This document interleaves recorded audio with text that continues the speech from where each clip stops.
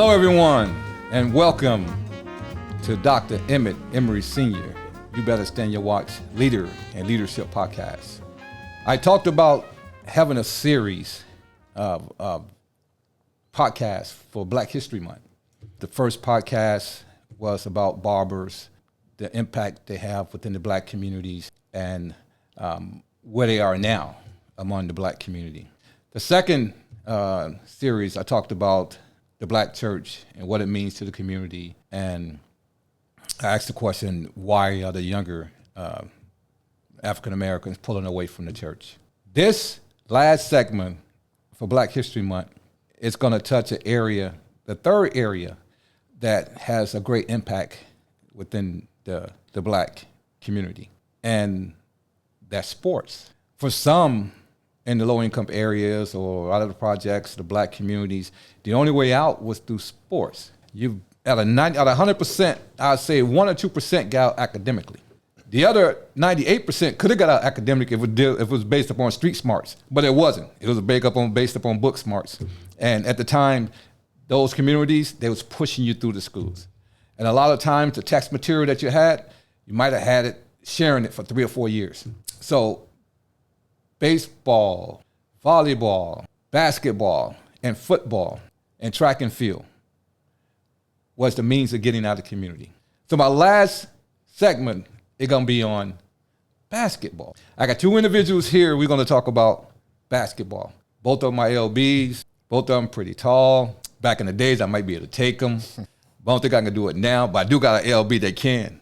I think number 8, we call him number 8, Pledge. I think Pledge could take both of them. I know Ace probably sitting back at home right now. Eric probably saying, no, I could take Pledge. No, I think Pledge got a 45 to 54-inch vertical, Eric, and I think he just dunk on you, to stunt your growth. So let's talk about basketball first before I introduce them. Basketball is a symbol of the community and unity for the African-American culture. It is a way to come together to celebrate, to compete, and to learn. Basketball is a game that brings people out of all backgrounds together, regardless of race, gender, or class. Basketball is a way for African Americans to express themselves and their culture. First, I want Andre, you introduce yourself to my audience. My name is Andre Lewis. I work for the public school system, and I'm also the head boys basketball coach at the Strawberry Crest. I played high school ball. Well, I'm originally from Georgia, Albany, Georgia.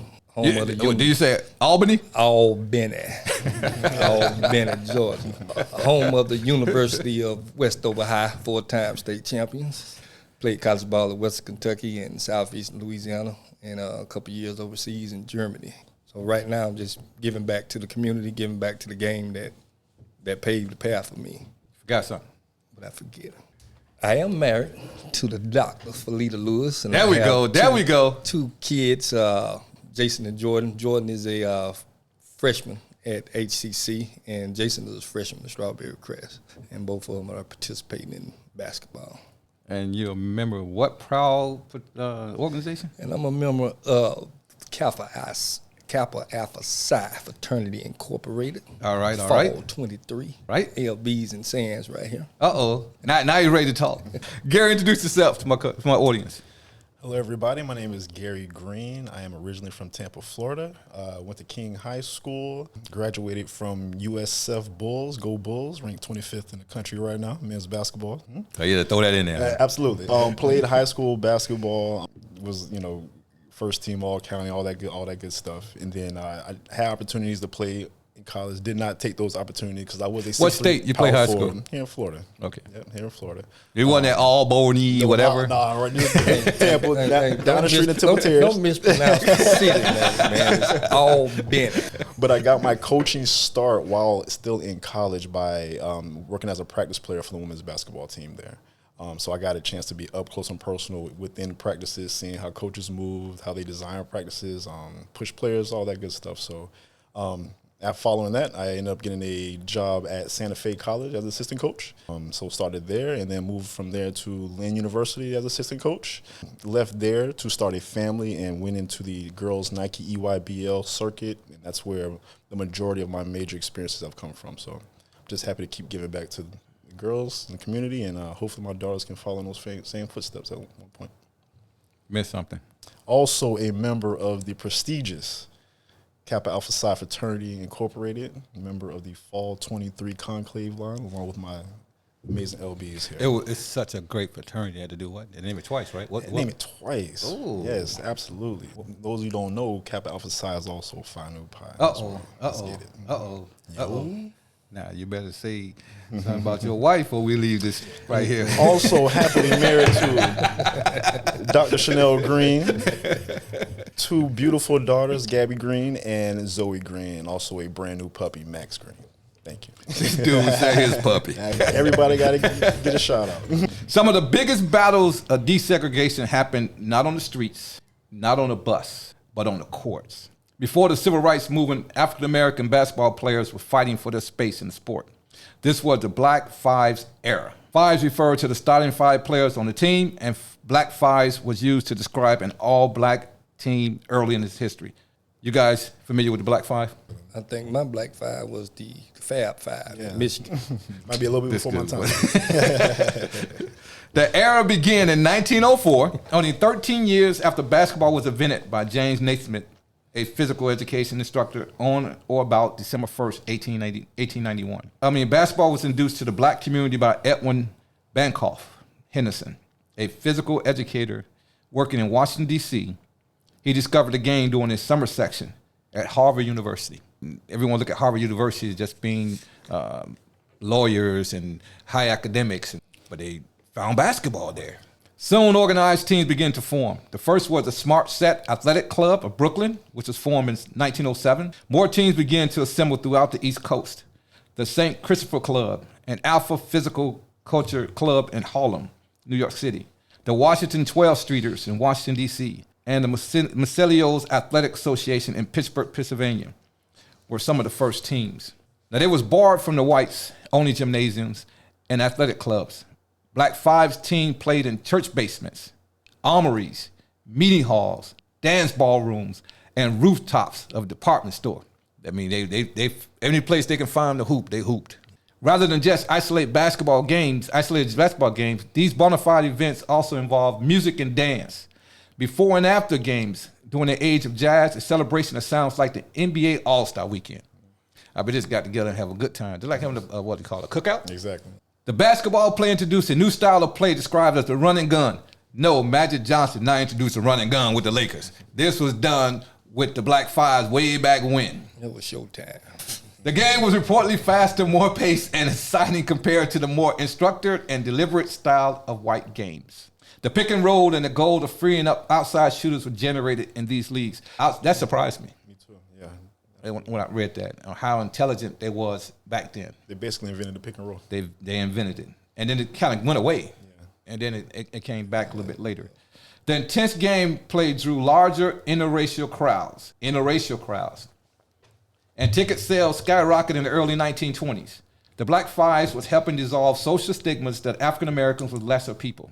Chuck Cooper was the first black player selected in the NBA draft. I did not know that. The first player to sign an NBA contract was Nathaniel Sweetwater Clifton. I knew that. And Earl Lloyd was the first black player to compete in an NBA game. The color barrier in the NBA was broken, which opened the door for generations of black players to make basketball what it is today. The game of basketball for women was created in 1892 with the first women's basketball team organized by Sandra Burstein at Smith College, adapting Nathan Smith's rules to emphasize cooperation with 3 zones and 6 players on each team. No man was admitted to the gym. They weren't allowed to the game. In 1893, women's basketball began at Town State College, Carleton College, Mount Holyoke College, and Sophie Newcomer in Tulane, in New Orleans College. Each year, more schools added women's basketball to their sports offering for girls.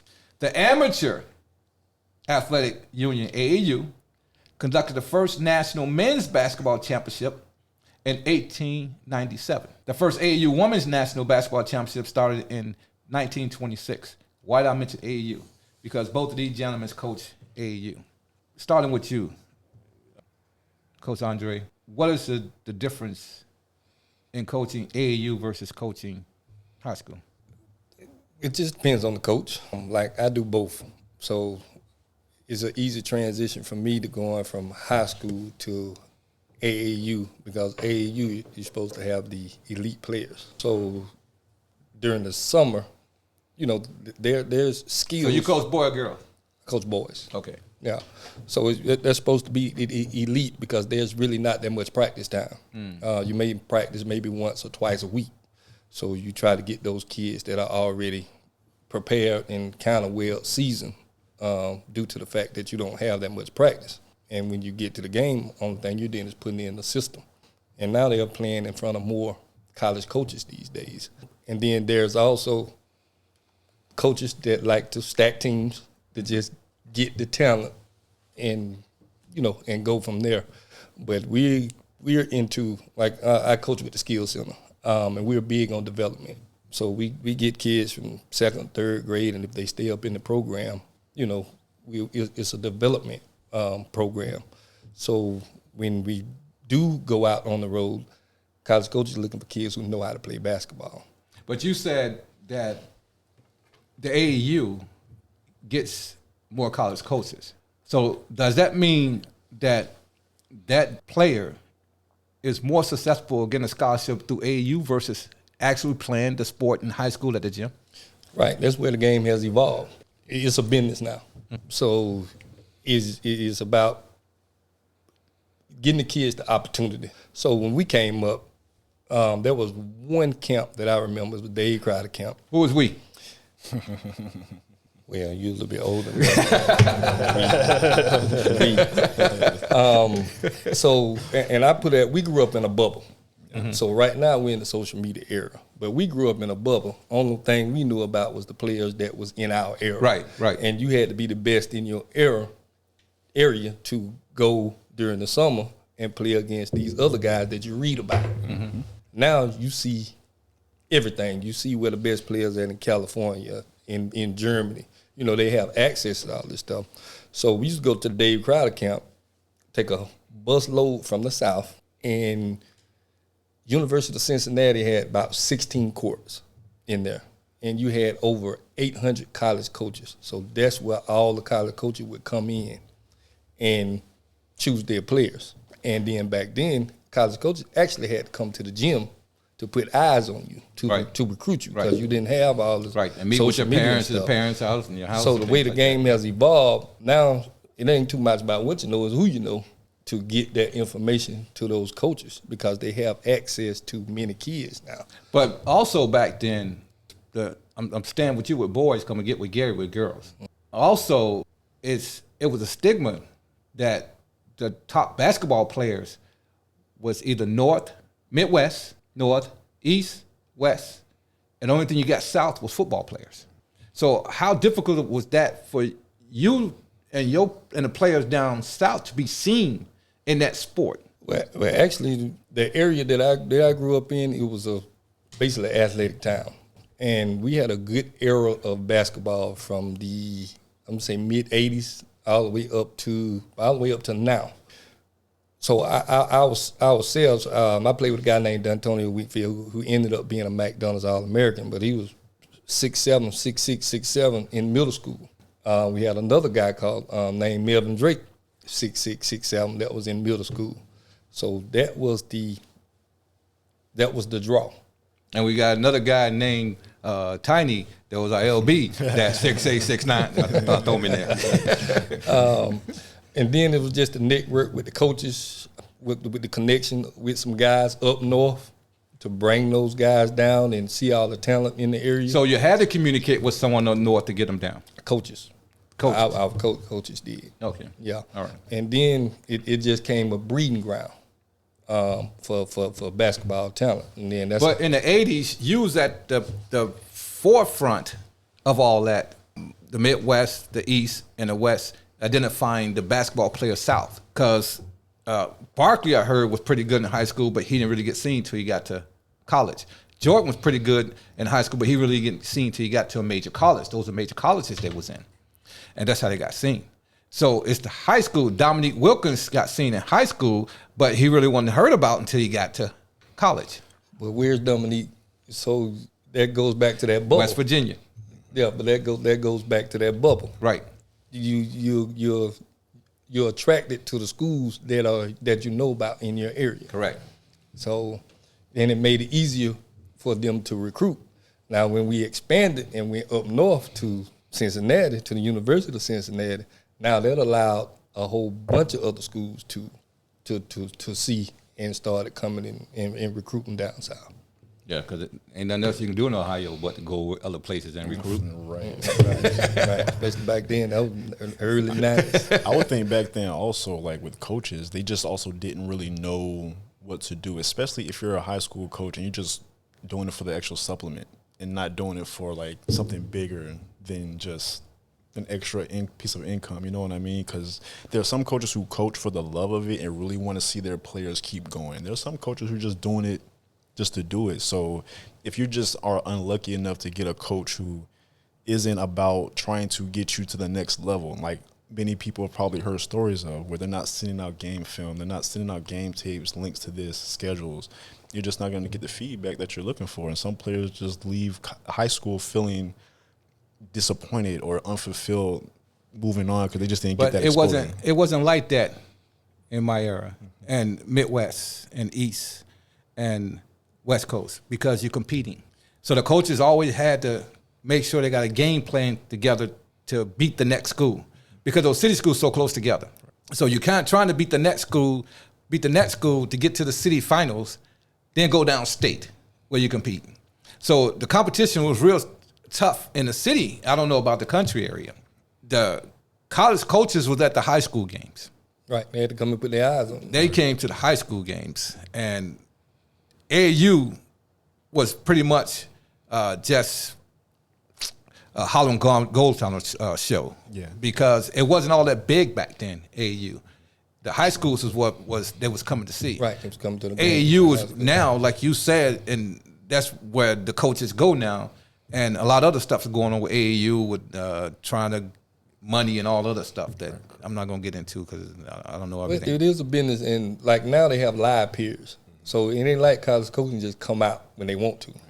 They got a certain set of dates that they can only come out, and there's only certain events that are NCAA certified that they can go to. So they control it now. Right. So better control. But that's on the higher level. But you have Division IIIs and JUCOs and things. Their rules are a little bit different.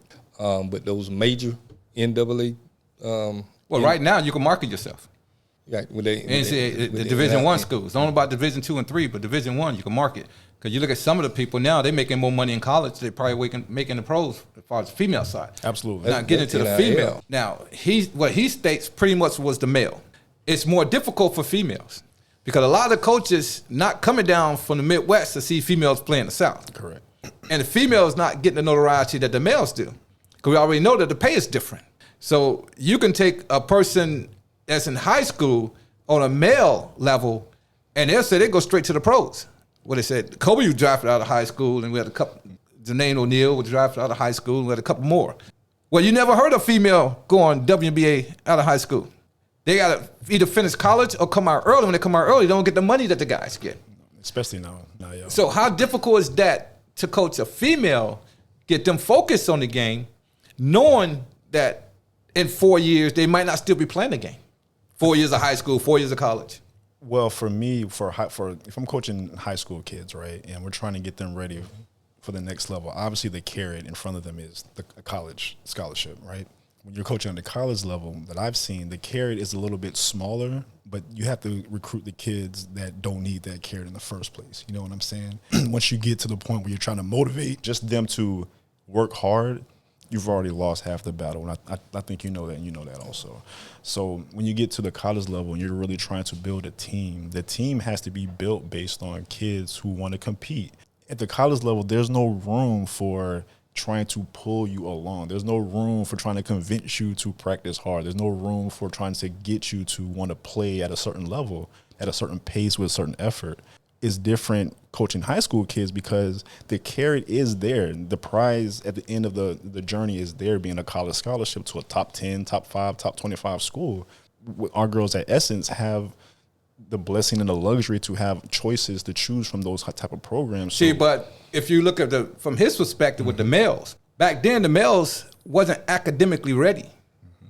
for D1 unless they that top tier player and they took them. They had to go to junior colleges. Correct. So a lot of the junior colleges was up. I mean, they was playing at the same level as some of these D1 schools at that time. And you see that on the women's side too. So, but you didn't see it on the women's side back then, but you see it now. Yeah, I want to say over the past 20 years, I want to say the women's game has probably grown where it's like, okay, I can take a kid that we should have went to Oklahoma and bring her down to a Gulf Coast college here in Florida, which is one of the major programs in JUCO. And they're there for a year, and they can go play, get developed, really get developed, and move on to another school or go back to the same school they just came from.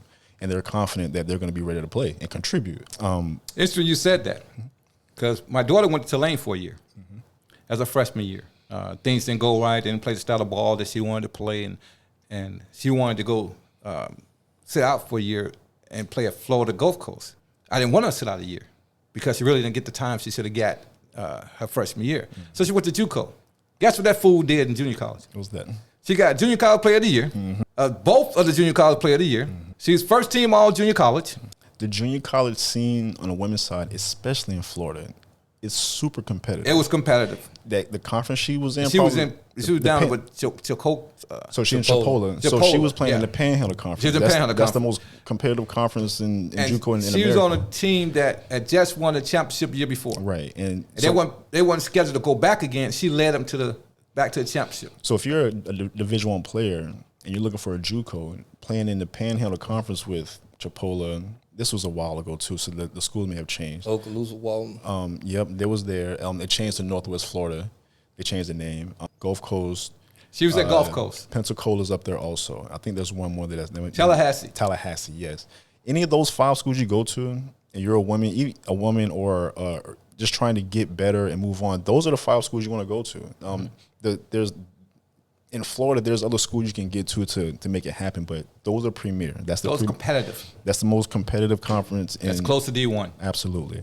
So I think when it comes to having a carrot, motivation, something to keep the kids going, working hard, motivated, it's there. You just have to find that certain something. In high school, it's way easier than it is in college. In college, you have to count on the fact that they are competitive. They want to win.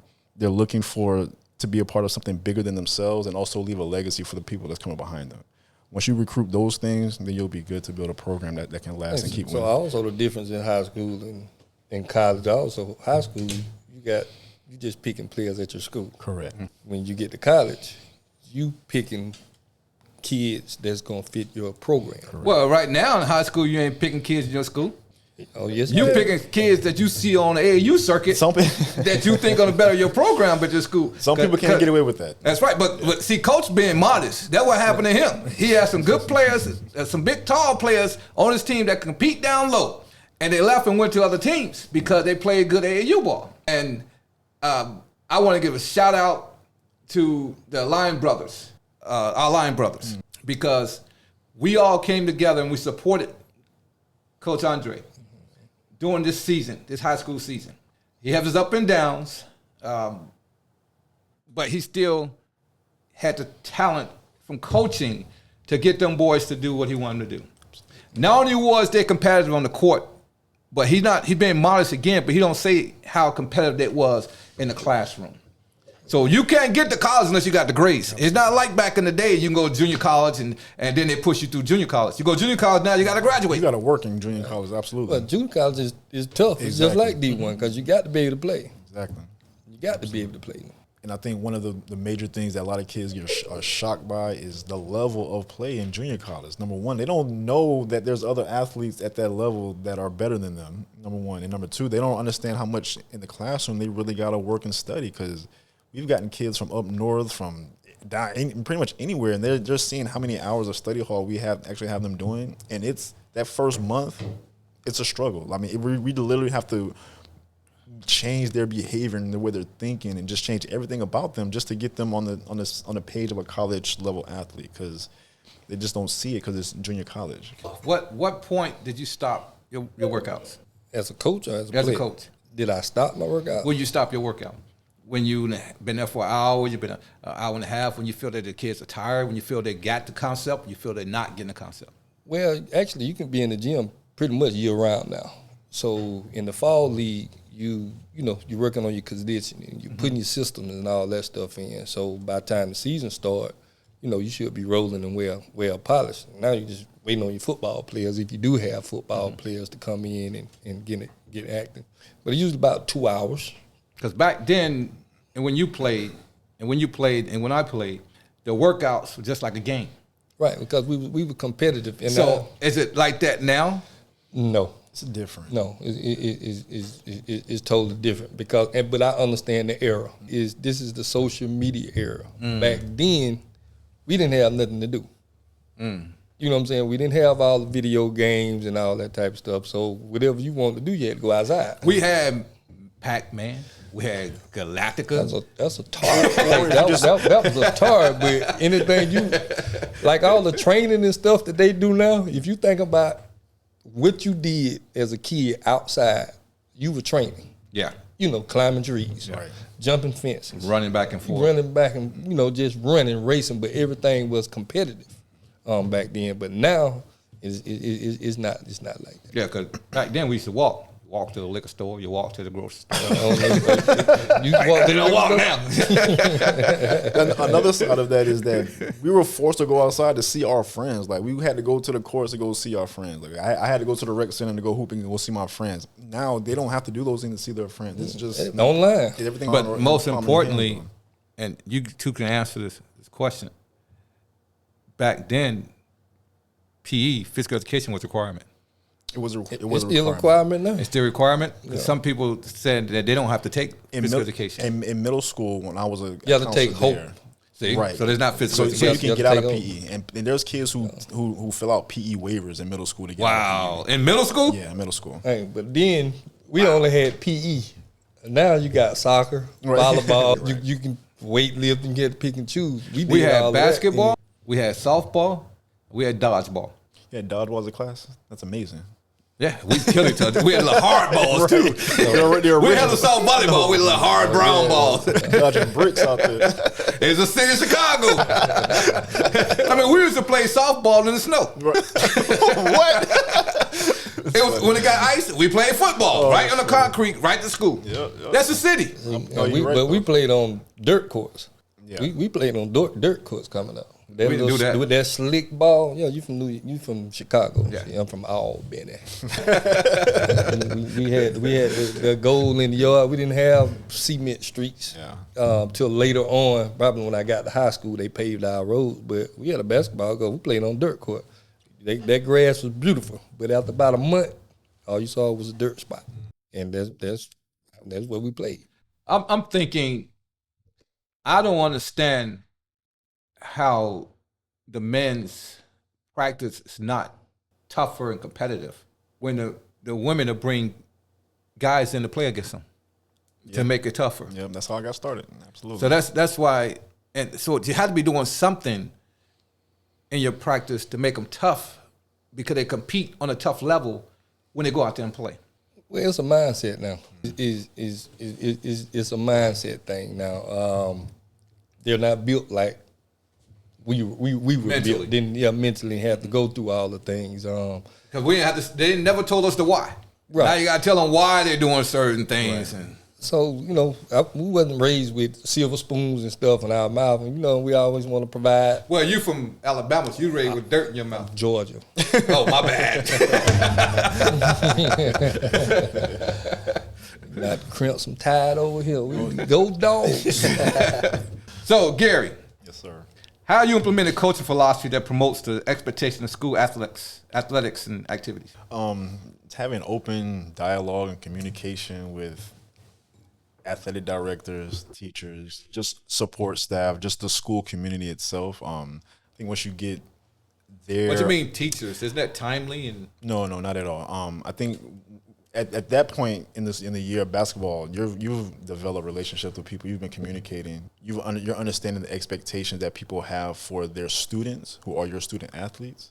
So you're just basically taking pieces of what they need, what administration needs, what athletic director needs, and then putting it into a pie and creating a program. And once you have that program based on schools' expectations and schools' vision, then you can have a program that can grow and with kids buying in, with parents buying in, at the college level with boosters buying in, things like that. But it has to come from the top down, and the top is obviously school president, school athletic director, and just kind of trickles down from there. So everyone has to be involved. Everyone has to be has to feel a part of the program. Like, you do little things like giving them T-shirts, team T-shirts, inviting them to games for free, have them recognized at halftime of certain games, things like that, just to bring everybody in and have them feel like they're a part of the program. So if we lose, they're going to be emotional about it. If we win, they get to celebrate, and they get to be involved in everything that we're involved in. So I think that's very helpful to get everyone, moving in the same direction. With you, Coach, you also got to deal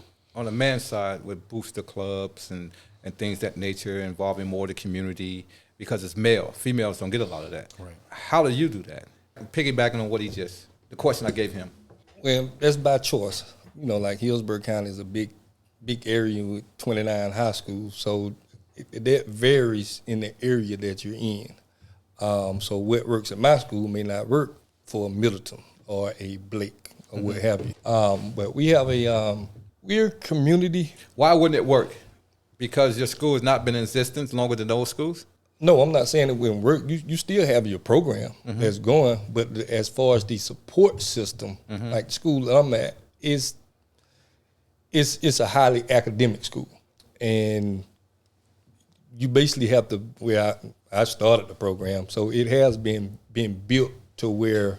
So basically, you started programs. You're trying to say that you was highly academic when you started? Oh no, you have high academic kids, and everything is in place, like ELP. That's extended learning program. All that stuff is already in place. All you do is say, if you need help, go here. If you need help, go there. So you have support staff. Yeah, you got very much support. And just with the county, when things happen, it evolves. Like now we have a trainer at practice all the time. That's awesome. But that's countywide. And you have mandatory study hall. That's like college. You have to have a certain amount of, if you have a certain GPA, then you don't have to go to study hall. So is this at your school or all the high schools? I can just only speak for this one, for my high school. Right. But I think the rules apply for everybody across the board. But everybody have to do what works for their program. So how do you keep in Chicago, Philadelphia, New York, LA, a lot of the games involve themselves with some of the top players in the school. And they support them. Either they support them to make sure nothing happened to them, make sure they get out of school, whatever, or sometimes they support them and give them shoes or things of that nature. How did that interfere with eligibility, so to speak? It's not so much with the females, but it's with the guys. So do you have to give them extra pair of shoes to make sure that they're okay, or extra gear, or how does that work? No. This is not the 90s, 2000s right now. As you know, I think Florida's trying to pass the NIL deal. What's that?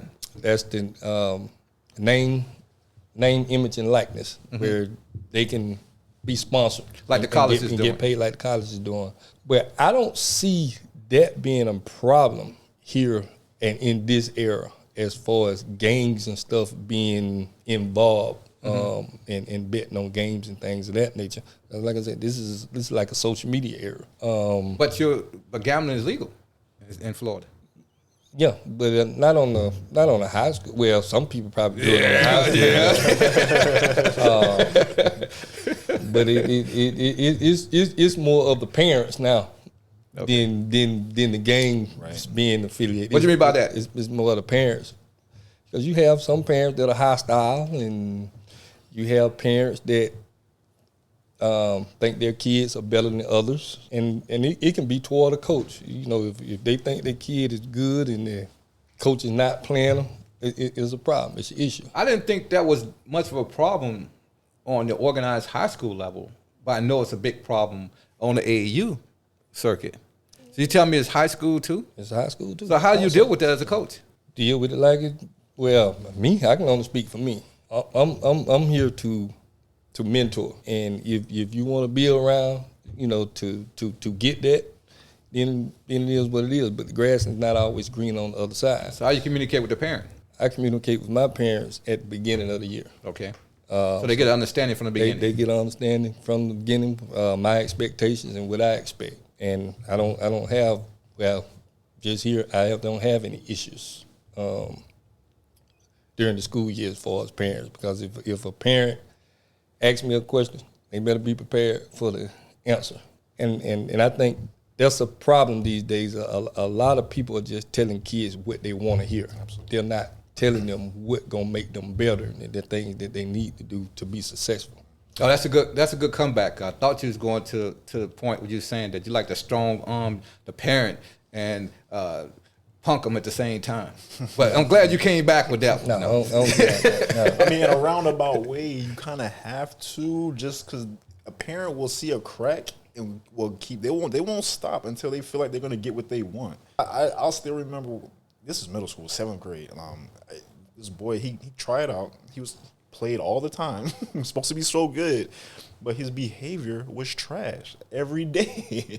I mean, he just in the classroom acting up. It got so bad where the parents literally had to come in with me and have a meeting. And they asked, what's wrong? Like you just said, you have to be honest. You have to tell them exactly what they need to get better. So me knowing that this kid is in the 7th grade, he's going to want to try it in the 8th grade. He's going to want to play in high school. Mm-hmm. I'll say, number one, his behavior sucks. He has to get his grades up, and he's not as good as you think he is.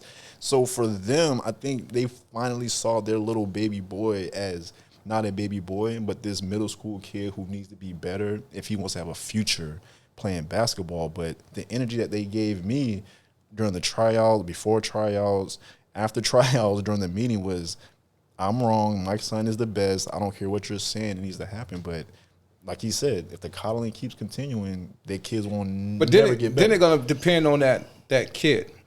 Because my granddaughter just turned 12, and she just started middle school. And I went to a track meet last week, and she ran the first leg of the 4x400 meter relay. She was the last event. And it was 8 girls in the race. And all the 7 girls was all in 8th grade. And she was in 6th.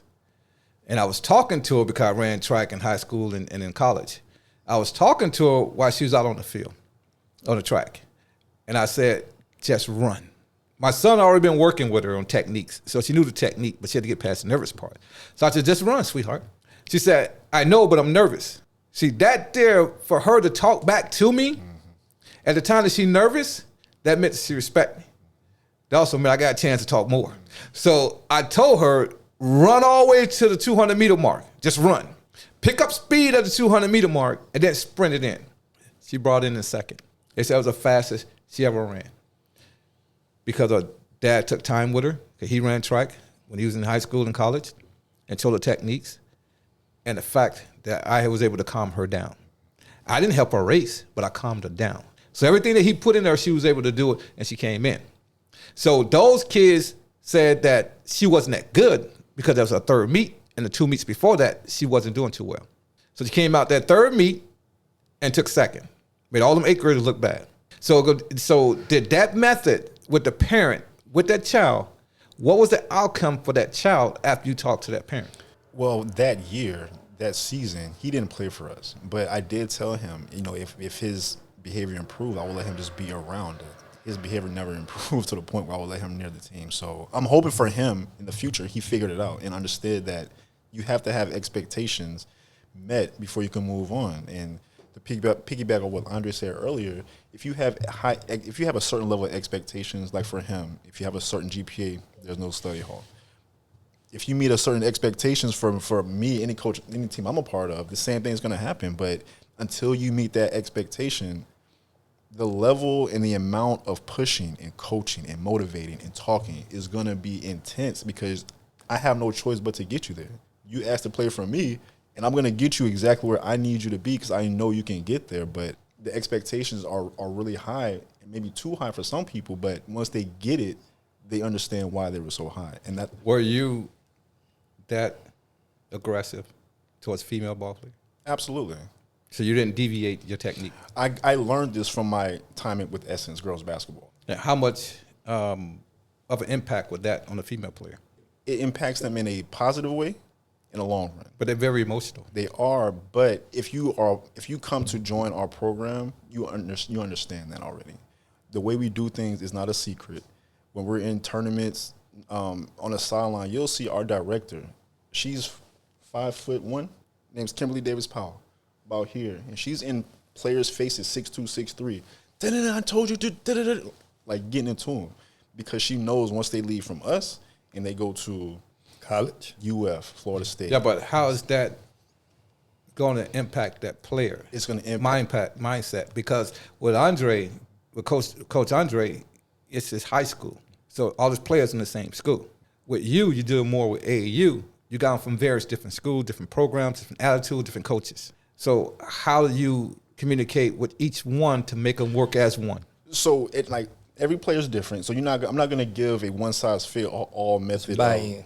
Correct. What'd you say? Say it again. It's a buy-in. Buy-in. Correct. So no, they've already, once they see Essence basketball program from afar, they already want to be a part of it. Because of results from the program. Correct. Our record from the past, our resume speaks for itself. Mm-hmm. Once you hop on our website, you'll see exactly what I'm talking about. So parents do their research. Explain what Essence is to my audience. Essence Girls Basketball is a program. We've been around for about 24, almost 25 years. We have girls who start with us in 6th grade. We just recently started starting a 3rd grade team just recently. But is it a summer AAU team? Overall, it's a travel ball AAU team. We play in spring, play in the summer, tournaments all over the country. We have girls go on to top 25 schools, top 10, top 5. We have about 10 girls who have played overseas professionally. About 5 girls have played in WNBA. We have 1 active WNBA player right now. Name 2. Erica Willer. Okay. And she's not playing right now. Destiny Henderson. She's actually playing overseas right now. Okay.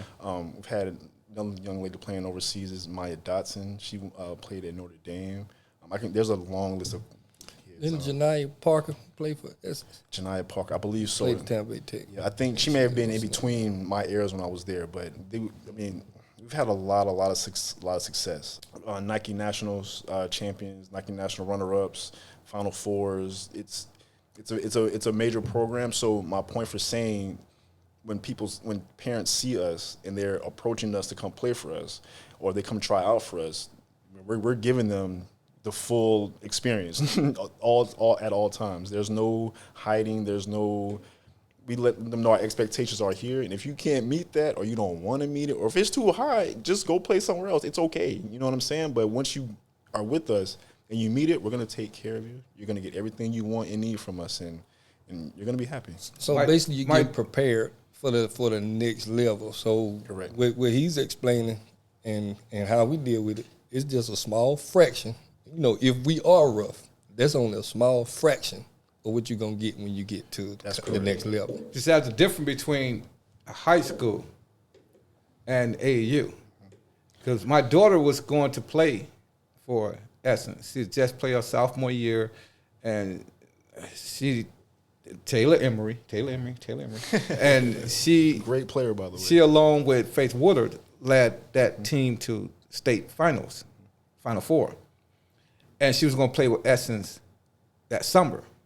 But because the program was so good, you're not getting only positive feedback. You're getting negative too. Yeah, we'll get negative recruited against a lot. And because of all the negativity that I heard, I felt it'd be better for her to go to a Nike. Right, and that's something that we deal with. We have dealt with, and when that happens, unfortunately, we can't chase down the parent who was told the wrong information and have that conversation, because once the mind is made up, they're gone. They made that plan to just go. But if you can think about it fully, the expectations are high, and people leave, not just you, but people leave because they understand that it is a talented program, and they don't want their daughters to get lost in the sauce or just not be seen or be heard. But like we've explained before, if you can play, you're going to play. If you can play, we're going to develop you to a point where you can play better, where we can use you better. We can use you in a way that everyone's going to be successful and be happy. And college coaches will get what they want, parents will get what they want, and players will get what they want. But it's different with Coach AAU, because you can have a team from different schools, players from different schools, and all of a sudden they're friends on a different team, and they can just switch teams over the summer. How would that impact your team? If the program allows it.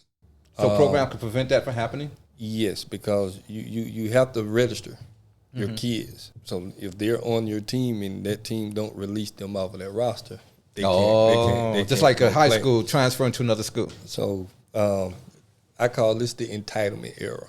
Why you call it entitlement era? Because everybody want to be entitled to something. They want something. And if they don't get it, they leave and go somewhere where they can get it. That's a valid point, because that's the same way in the workforce. Yeah. That's why a lot of people switching jobs. Yeah. And piggyback on what he said earlier, you might be a good player elementary. You might be a great player middle school. But once you get to high school, you don't hear about those good players anymore, because those were kids that developed early. So they was bigger than everybody, So and they was peaked much, too soon. They done peaked out. So once kids get to high school, some of those kids you don't even hear about them anymore. So What about the ones you hear about from elementary to middle to high school to college to pro? That's a small percentage. Yeah, it's a real small percentage, because like right now we have a lot of kids in the area now that can play, but at the next level, they can play at the next level, but is certain things that people are missing. This is an offensive era, and everything that is most coaches that are teaching in AAU translate to the NBA game. Yeah. It don't translate to the college game. Right. So when you got high school kids that are getting trained for a NBA type game, you're missing all those fundamentals that college coaches are looking for. So you kind of get overlooked with that. Because not all of them are going to the NBA for those skills. So skills. how do you train athletes and prepare them for interscholastic competition and developing their skills at a competitive level? Just do practice. Like I said, you can go through. We play fall, winter, but college ain't for everybody. How much does film pay a player watching film?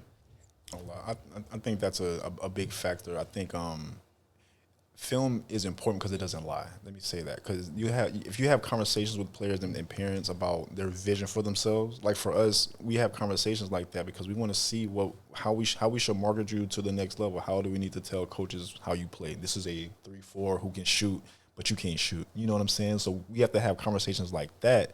They have to be honest. So if you're a kid who wants to be a guard, but you're playing the 4 and you're not working out, you're overweight and your ball handling is suspect, we gotta have a different talk. Because you'll be surprised how many post players want to be guards and how many guards want to be able to do stuff that post. Yeah, players but that's where the game has evolved. But you have a freshman, and you have 4 years to work with that person. Right. So what Gary said about film, how much will that film be an impact onto you and your training for competitive skills level? Well, I use film to better us, so to go over mistakes, just far as the strategy of the game, where you making mistakes at, what can you do better, what you should have did here, you didn't box out. So I use film for that aspect. You didn't hustle, you took a play off here, because during the game you see these things, but they hear you, but they don't hear you. But the film don't lie. So when you go back and watch the film and you show them at that particular point of what you was talking about, they tend to get a little bit better understanding. High school level, the attention span is not going to be as more in tune as college level.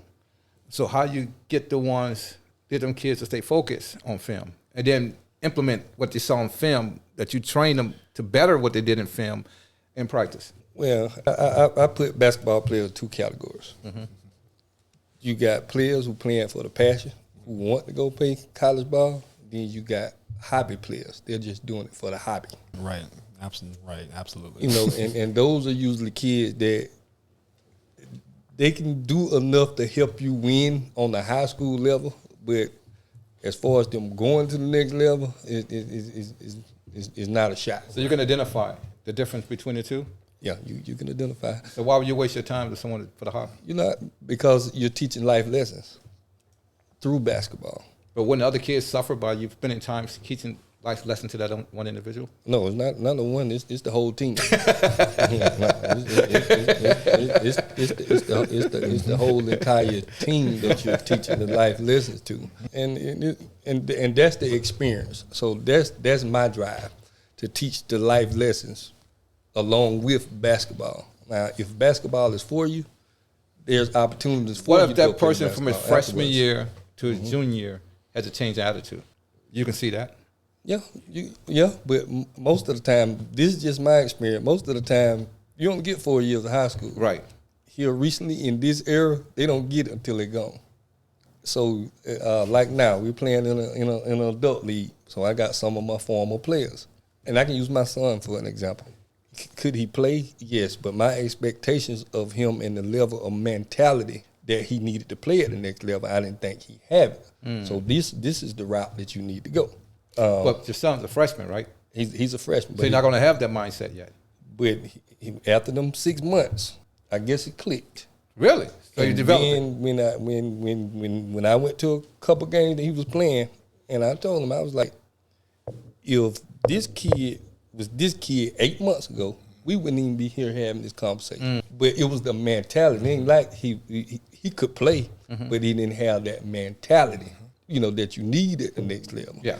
But once he got to the next level, at Warner and start to see the competition and the college coaches and, really not taking time for you to learn this play and this, you either get it or you don't, right? So he evolved in those 2-3 months. How did you separate dad from coach with your son? And was he receptive?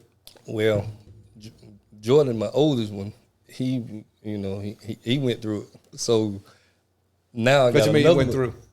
He got it rough. He got it hard. So now I got the other one coming through. Now I know what not to do. You know what I'm saying? And like I said, even though I played basketball, I would love for my kids to have played basketball, but the path that I took might not be the path that they want. Right. You know what I'm saying? So I had to learn to, I need to back off because they might not want this. Because I can't want it for them as bad as, you know what I'm saying, me. I can't want it better than you. Absolutely. You got to want it. I say, but here's the blueprint. I got the blueprint. If you follow this blueprint, you get everything you want. Are they listening to you? Yeah, they listen, but they're kids. Now, you have 2 girls. 7 and 3. And the 7-year-old should be at the age where either she's interested in the sport or you should have the ball in her hand about this time. Yeah. So how do you coach your girls versus the other girls? So right now, my oldest, Gabby, she has just recently started to show interest in basketball, maybe the past 3 to 4 months. Before that, I want to say when she was about 4 or 5, she showed interest. So we would start to do a little bit of ball practicing type of things. I'd have her passing, catching, and doing some dribbling. Nothing too rigorous. Just doing this to see her level of interest and level of following direction with the ball in her hand. Mm-hmm. Now, I've decided to take it really, really slow because I was super excited when she was 4 or 5. And you already know what that kind of probably led to, just overdoing it a little bit. I had her doing some stuff. She was performing, but I can tell it was just too much. Now, at this point, I'm pushing her more and working her out thinking 10, 15 years from now. Not with my older girls coaching. How old would she be then? See, 10 years from now, she'll be 16, 17, getting ready to either junior, senior in high school. Mm-hmm. So really, shouldn't she have about her freshman year? would she be ready herself for her freshman year? Well, you're the coach, right? Yeah, I'm thinking. So she should be ready by her freshman year. Yeah, the goal is for her to be great. See, because his son was ready his freshman year. And that's the goal. The difference between girls and boys is that girls don't want to naturally play. Not yet, at least. I'm seeing. Well, we talked about it, and my daughter, age 7, didn't want to play basketball at that time. She wanted to play soccer. And I'm seeing the shift a little bit. Like now, I can have her in the living room on her back doing form shooting, and she'll do 100 with no problem. But this just started maybe 2 weeks ago. This isn't something that's been happening. So she hasn't played competitive yet? Not yet. Okay. I'm building this slowly. She's going to probably start playing competitive when she turns 8 in June. So do she pick up the ball on her own? Or you just give it to her? She hasn't got to that point yet. So those are things that I start observing. Even though same. When my kids were born, So that mean they want I to was play. already coaching. So they was in the gym all the time. So they grew up with it. So you would observe, okay, he over there playing with the ball. And He the thing- picking it up, and you would throw something on. Hey, try this. and just see if they Did they talk to you first and said, Dad, I want to play basketball? No. So they just start playing. Yeah. Your daughter talked to you? They played basketball, football, and tried baseball one year. My son tried it 2 games. He loved to hit. He was knocking the heck out that ball. But he went to outfield. He said, Dad, this is boring. I'm tired of staying out there. No ball coming. Right. He went to shortstop. Dad, they still ain't hitting it over here. That'd be go somewhere. I want to play football. I want to hit somebody. So he went, and that was at age 8. He said, that's 7 or 8. So it sounds like your kids got that mindset because they're around Dad. They see the sport. So they picked it up on their own. So what I'm hoping for me is, and for her, is that this summer I'm rejoining Essence. Okay. To coach at least a part-time, excuse me. So now that she's going to be around it more, like I'm taking her to practices with me. She's going to be traveling to tournaments with me. I want her to be around that program, number one, and just to be around the lifestyle. And both girls? Yeah, both, definitely, for sure. Gabby will be with me probably 90% of the time, and then Zoe's only 3, so she'll be with me probably half of that. But I want her to see it. They both going to be with you 90%. You already know that too. I probably know that too. Matter of fact, my youngest is even more naturally athletic and can use her body better than my oldest can already. I can admit that. So they get that from mom or dad? They get that from me. They get that from me. But mom was an athlete too. Mom make sure mom get this episode. I will give mom a prop. She played competitive tennis. Good comeback. Absolutely. And that's why my daughter played tennis for the past 3 or 4 years or so. She just got bored with it.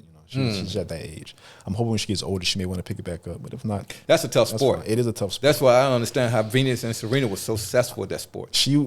Me either, because I've seen the daily grind that you got to do, and it's not just the skills; it's the elements too. Because you're out there in the sun, and there's nothing that can save you. Like it's just you, the court, the sun, and a racket. Like taking a trip to Africa and standing out there with them. And there's been times there was some times last summer where that court was 110, 120 degrees. Yeah, it was real. Oh. So I'm not too disappointed that she wants to go. So the industry said that back in the day when you played summer, we played on pavement, didn't you?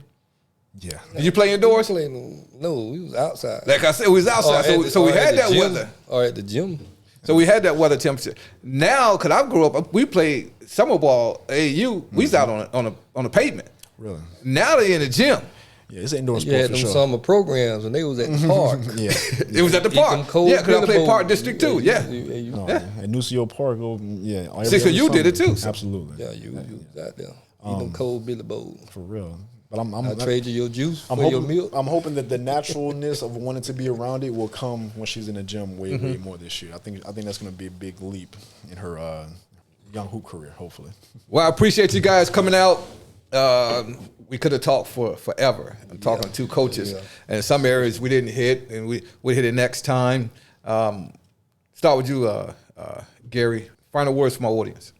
Final words is I want everyone to just be blessed, be healthy, be happy, strive for greatness, and let's keep going. I want everyone to know that Gary is running for office at this time. No, not at all. Not at all. Thanks for having me. Had a great time. For sure. There we go. Great time. Coach Andre, what you got for my audience? Hey man, just like that, be blessed and keep grinding, and keep a positive spirit.